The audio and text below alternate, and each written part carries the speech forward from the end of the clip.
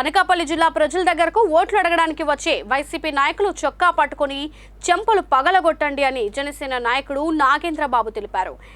Anakapalli Janasena party కార్యాలయంలో జరిగిన ఆత్మీయ సమావేశంలో ఆయన మాట్లాడారు.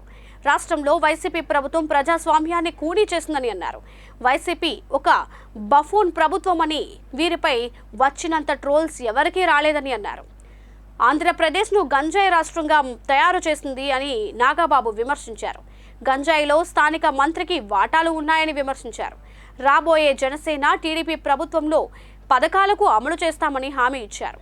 మీ చేతిలో మీరందరూ తెలుసుకోవాలి. ఎందుకంటే ఒక మంచి నాయకుడు మన పవన్ కళ్యాణ్ గారు వెనకంజి వేల 2019లో ఇక్కడ ఉన్న వాళ్ళు నాకు తెలిసినంత వరకు చాలామంది వైసీపీకి ఓటేసి ఉంటారు.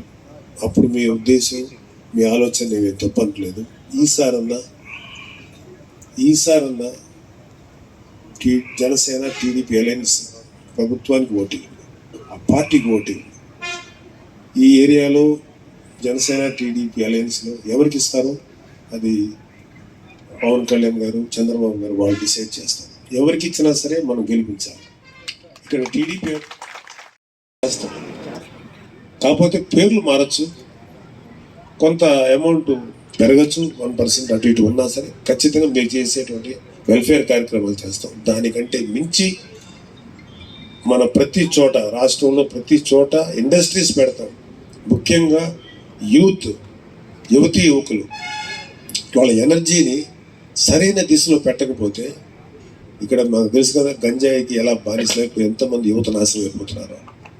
ప్రపంచం మన భారతదేశంలో ఎక్కడ గంజాయి పట్టుబడినా అందరూ అరకు వైపు చూపిస్తారు. అంటే వైజాగ్ ఇటువైపు మీకు వస్తుంది. ఒక్కొక్కసారి బయటికి వెళ్ళినప్పుడు తలదించుకోవాల్సి వస్తుంది. ఏంట్రా బాబు వీళ్ళు చేసే పని, వీళ్ళు చేసే గంజాయి వ్యాపారం, వీళ్ళు చేసే గంజాయి మాఫియాకి మనం బలైపోతున్నాం ఏంటి? నిజంగా మనం ప్రజల సంక్షేమం కోసం పనిచేస్తుంటా మనం అని చెప్పి మీరు ఓట్లు వేసే ప్రతి ఓటు వేస్ట్ అవ్వదు. ఇది మాత్రం గుర్తుపెట్టుకోండి. మీరు వేసే ప్రతి ఒక్క ఓటు కూడా అద్భుతంగా మీ జీవితాలకు ఉపయోగపడుతుంది.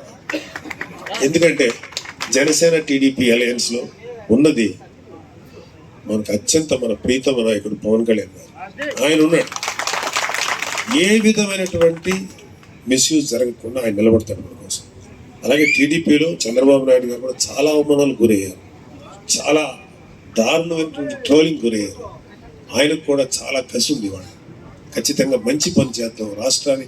ఆయన కూడా పెద్ద వయసు వస్తుంది. ఆయన ఒకటే కోరిక, నేను నెక్స్ట్ టెరం వచ్చే లోపుగా నేను శాయశక్తి రాష్ట్రాన్ని జయించాలన్నట్టు మంచి ఆలోచించున్న వ్యక్తి ఆయన.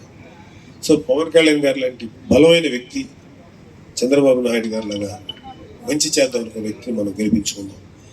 మనం రేపు ఎలక్షన్స్ ఎవరిస్తారో అది పక్కన పెడితే 1 సెకండ్